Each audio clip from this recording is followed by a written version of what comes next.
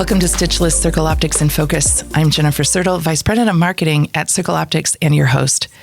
Our hardware may be groundbreaking, but it's our software that truly unlocks its full potential, transforming raw data into real-time situational intelligence for a safer, smarter, and more immersive world. In this series, you'll meet the engineers, developers, and problem solvers really building innovative solutions that make our technology really one of a kind and groundbreaking. We'll explore not just what they've created, but really why it matters for mission-critical operations, immersive training, and a safer, more connected future. This segment will be the last segment of this particular series of Circle Optics in Focus, focusing on our software team. And we're going to be talking about really our competitiveness is what we call situational intelligence. And we're going to call this section Seeing What Matters and talk about situational awareness and what that actually means. So I'd love each of you to introduce yourselves, and then we'll jump right in. Yeah, this is Steve Feller. I'm a senior software engineer at Circle Optics. Hi, I'm Grace Annese. I'm an imaging software engineer at Circle Optics. So go ahead. I know, Steve, oftentimes we talk about situational intelligence and how it really is a competitive advantage for Circle. I'd love you to talk a little bit about that in the software sense.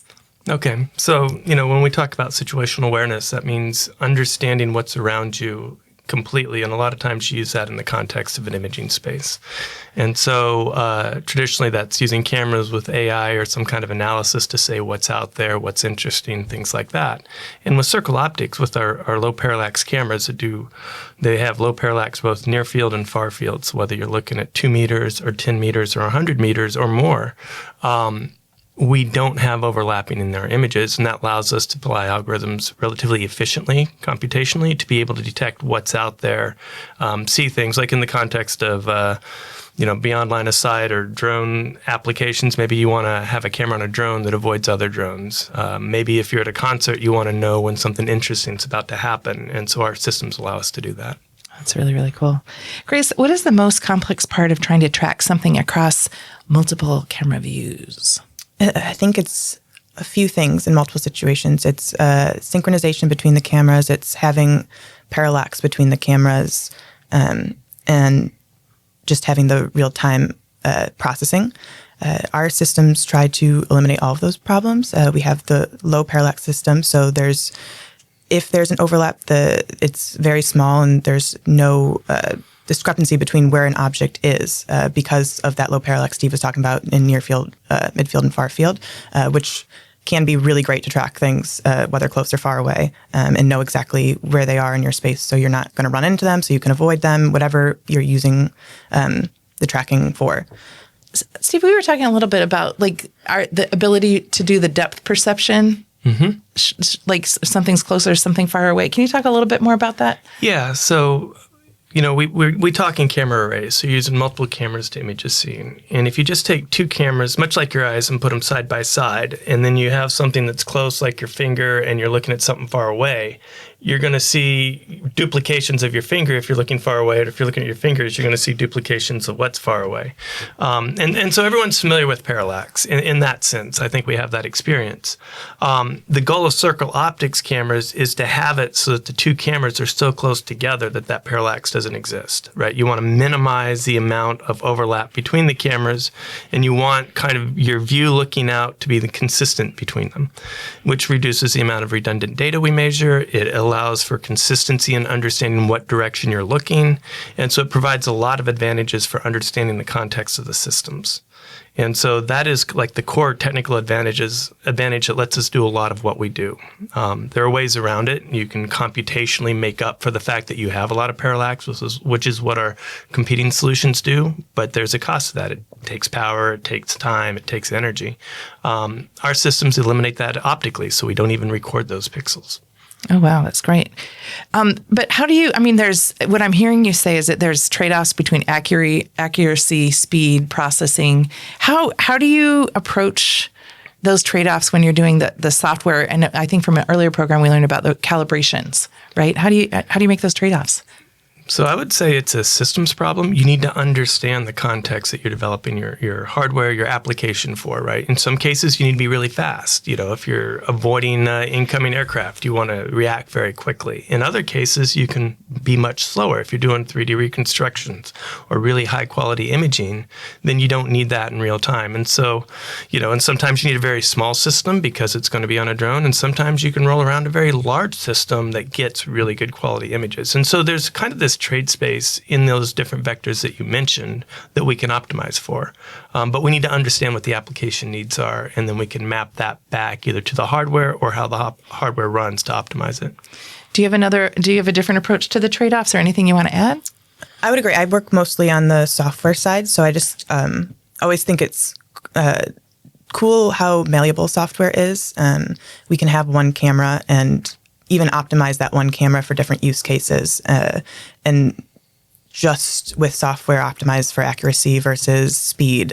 Like Steve was talking about, if one case they just want image data, like we can get them that. If they want AI or machine learning involved, we can optimize for that, and we know how to explain trade-offs to them as long as we have the context of what they need.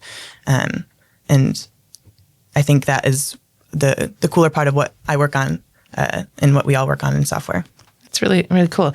If you could wave a magic wand and solve one of the problems that you're facing to make our camera systems even more precise, what would you, if you had all the magic in the world, is there a challenge that you're facing right now that you would use it for? Oh, so many.